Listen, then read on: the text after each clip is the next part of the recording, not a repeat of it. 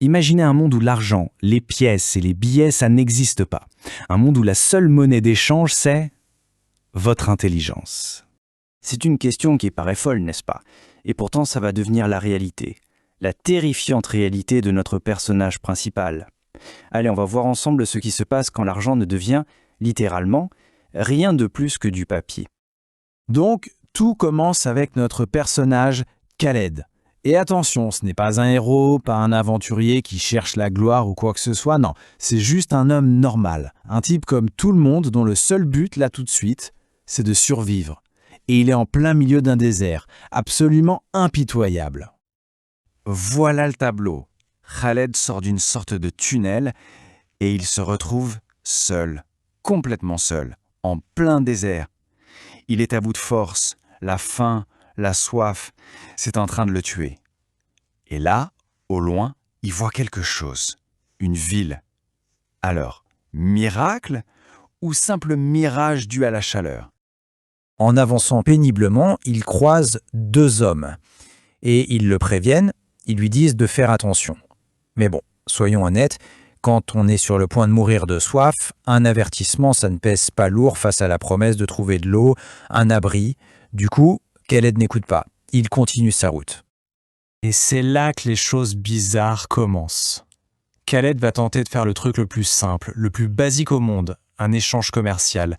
Et c'est cette petite action qui va lui donner un premier aperçu de la folie de cet endroit. Il n'en peut plus de marcher sous ce soleil de plomb, alors il fait signe à une charrette qui passe. Le conducteur s'arrête. Il lui demande combien il est prêt à payer. Khaled, super soulagé, sort quelques billets de sa poche. Vous savez, c'est un geste automatique, une transaction qu'il a dû faire des milliers de fois dans sa vie. Et là, la réaction du conducteur est juste hallucinante. L'homme explose de colère, il lui balance les billets à la figure et il repart en trombe, le laissant là planté au milieu de nulle part, complètement sonné. Pour ce type, ce n'était vraiment que du papier sans aucune valeur. Forcément, cette question tourne en boucle dans la tête de Khaled, et dans la nôtre aussi. C'est quoi cet endroit où l'on refuse de l'argent? C'est quoi la vraie monnaie ici?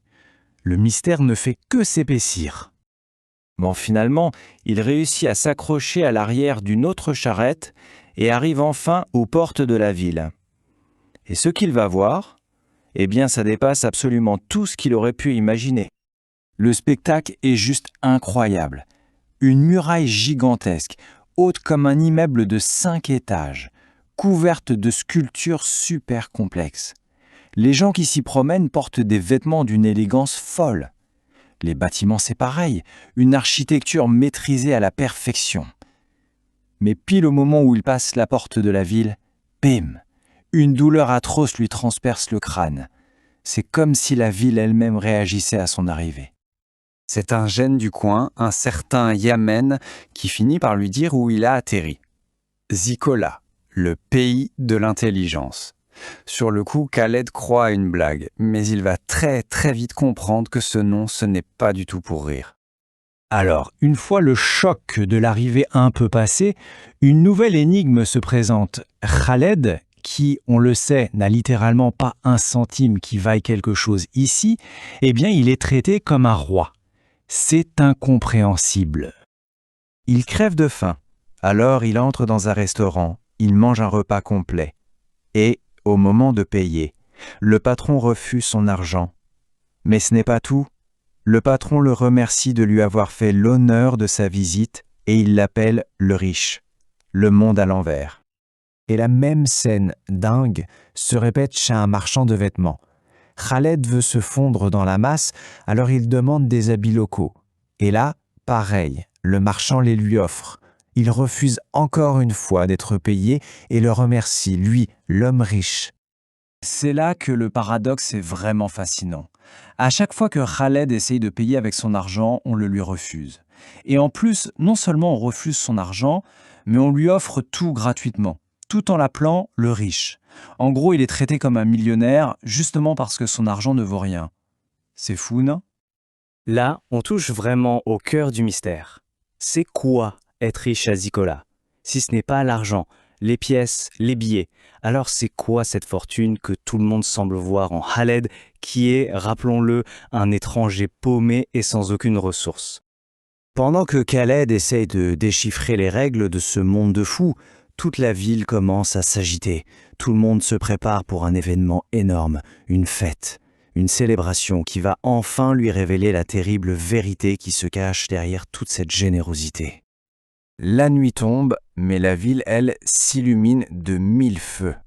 Les rues sont pleines de monde qui danse, qui chante. Tout le monde se prépare pour le plus grand jour de l'année. L'ambiance est hyper festive. Il y a de la joie et de l'excitation partout. Un petit garçon super enthousiaste explique à Khaled à quel point cet événement est important. C'est un jour de fierté nationale en quelque sorte. Un jour qui attire des gens de très très loin, juste pour voir la grandeur de Zikola. Un jour de bonheur pour tout le monde. Et c'est là que tout bascule. Le gamin ajoute une petite phrase, presque un détail, un truc anodin, mais un détail qui fait froid dans le dos. Et voilà, la vérité éclate. Cette grande célébration, ce n'est pas juste une fête, c'est un sacrifice. Dans cette ville qui paraissait si généreuse, le plus pauvre ne reçoit pas d'aide. Non, il est exécuté. C'est le prix à payer pour que Zikola reste prospère. Parce qu'ici, la pauvreté, ce n'est pas une question d'argent. À Zikola, le pays de l'intelligence, la seule monnaie qui compte, eh bien, c'est l'intelligence elle-même. Et Khaled, l'étranger, vient de réaliser qu'il est arrivé ici complètement fauché, le plus pauvre des pauvres. Et ça nous laisse avec une dernière pensée, assez troublante. Cette histoire, au fond, elle nous force à réfléchir à la manière dont nos propres sociétés définissent ce qui a de la valeur, ce qu'est la richesse et ce qu'est la pauvreté. Et elle nous pose cette question finale, si pour survivre, tout dépendait de ce qu'on a dans la tête et non dans le portefeuille, quel serait alors le prix à payer pour être considéré comme le plus pauvre ?